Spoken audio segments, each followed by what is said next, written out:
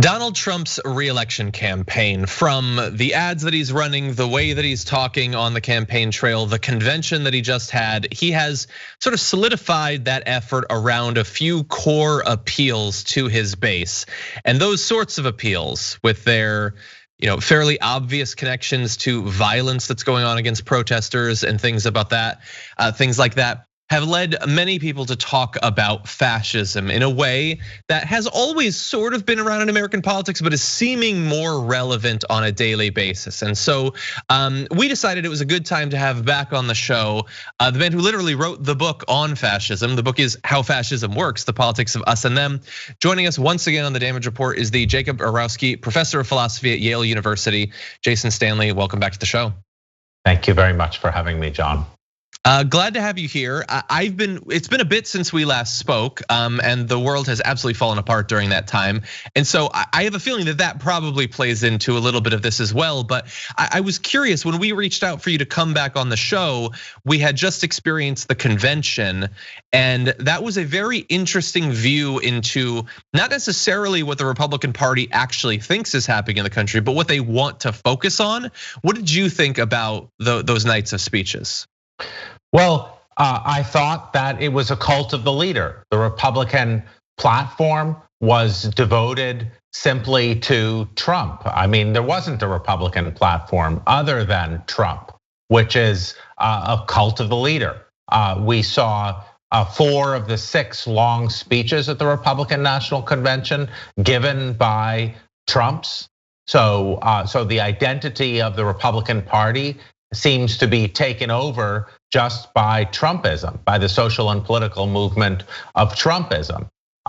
We had paeans and odes to the leader throughout. We had we had this kind of conspiracy theory in Tim Scott's speech. He talked about Manhattan elites and Hollywood moguls being a threat to America. We found which sort of echoes sort of protocols of elders of Zion kind of iconography there. We had repeated painting of the Democratic Party, the political opposition at this point, as dangerous Marxists and radicals, which we've seen continue. So the idea is that the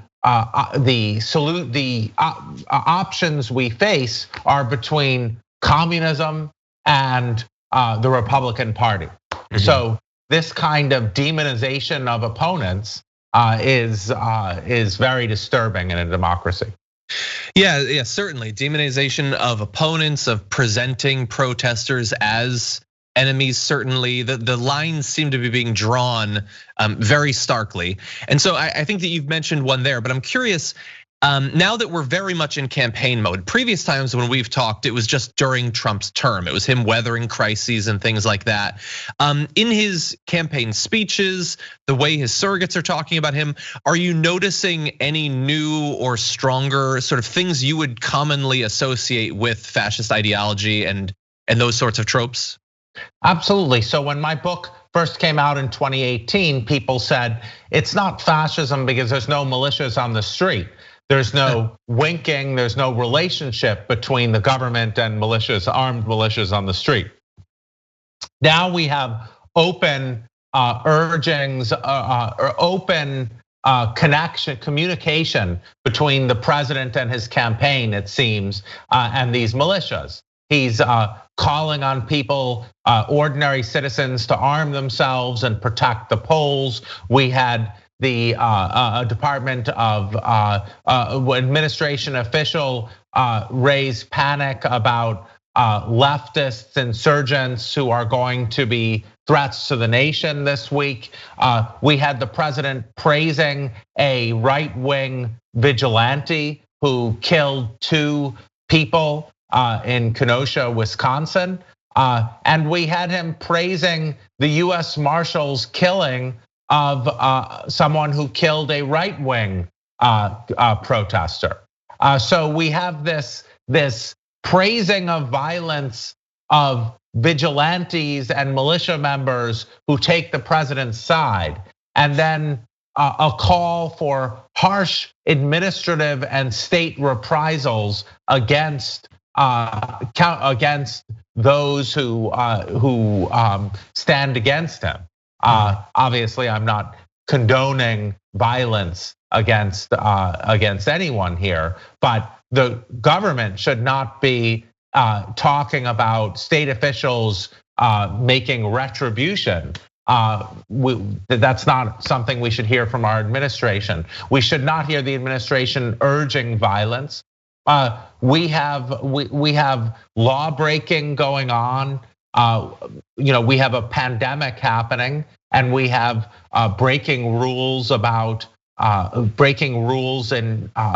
social distancing and gatherings. And the Republican National Convention itself was in violation of the Hatch Act. There's kind of he was using the White House for political purposes.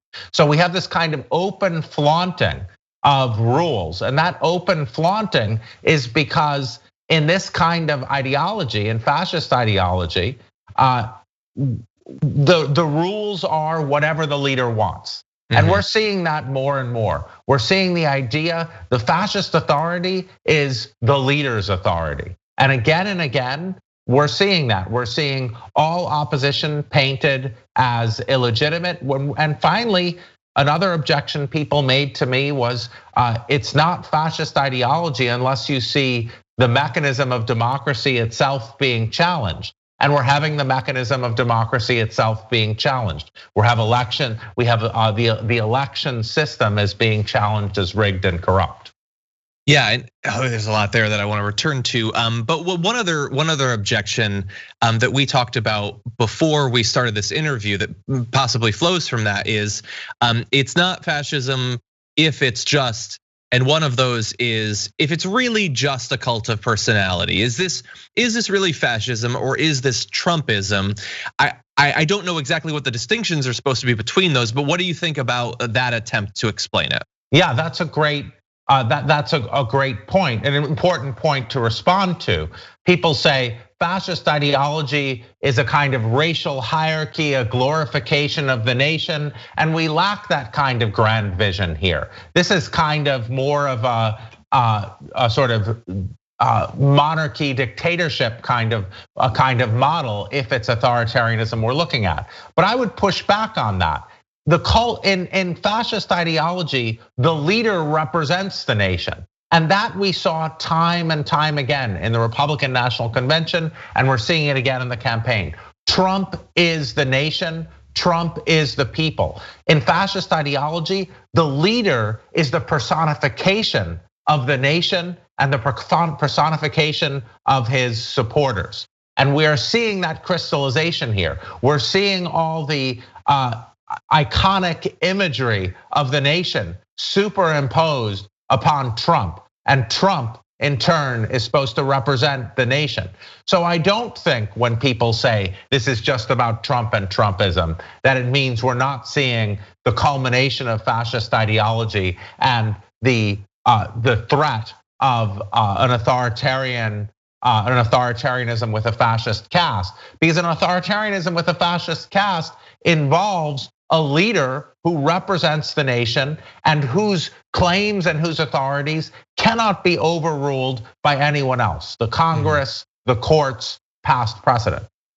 Yeah, and he certainly doesn't think that he can be. So just to be clear, so if Trump loses in November, you don't expect that the Republican Party then says, oh, well, that was an interesting time and now we're the party of Bob Dole again. Like, would you expect that the next round of contenders for the Republican nomination are going to be playing into some of the same sorts of tropes that Donald Trump has made core to his presidency? Absolutely. I think that there are systemic issues here that make us vulnerable to this kind of politics that date back for decades. Newt Gingrich ushered in a kind of war, politics as war, where the opposition party is completely illegitimate. And to some extent, Biden represents a counter to that. But Newt Gingrich had the idea you block the opposing party no matter what. They are illegitimate.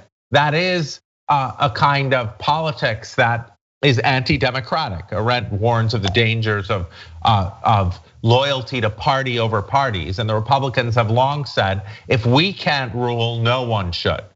So there's that. There's the pain. There's what Timothy Snyder calls the politics of pain, where either you have health insurance or you don't, and given such a system, such a broken system with health insurance, with jobs, with childcare, there's this winner takes all system, which makes people think that if they have something, it's because others don't, and that will always lead Americans to think that politics is a war over scarce resources.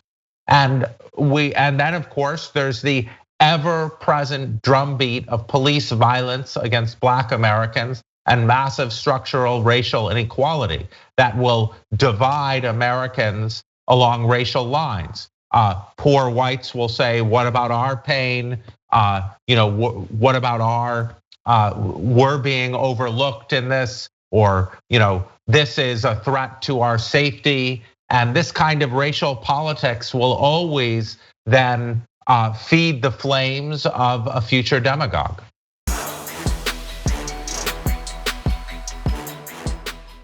For more political news, breakdowns, interviews, stories of activism, and me trying my hardest to care about the occasional big celebrity news story, subscribe to our YouTube channel at youtube.com/The Damage Report. And you can ring the bell wherever it is so you don't miss anything.